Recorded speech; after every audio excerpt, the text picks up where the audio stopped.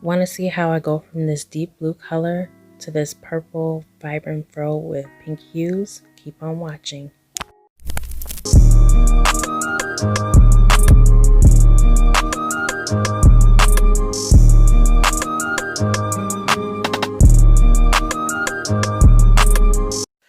Okay, so this is what I'm starting with.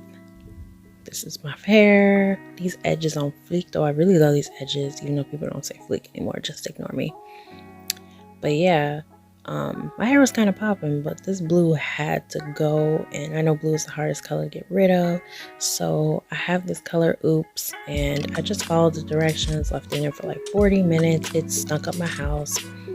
Once I rinsed it out, my hair looked like this. I know it seems like kind of a fail, but it's not. It actually lightened up a lot of parts of my hair, and my hair was already uneven to begin with, color, so I was okay with that. So this is the results after a bleach bath, which a bleach bath is just 1 part conditioner, 1 part shampoo, 1 part bleach, 1 part developer. I left that on for 40 minutes.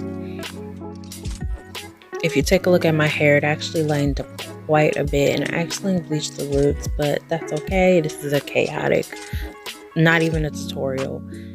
Yeah, so I used these 2 Adore colors. I low-key forgot the names.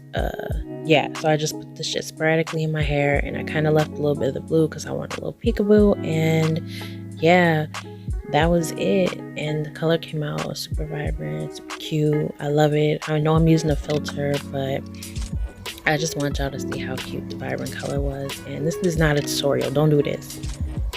Thank you guys so much for watching. Don't forget to subscribe and hit the like button, please, if you love this hair color transformation. And comment the favorite hair color you ever done to your fro.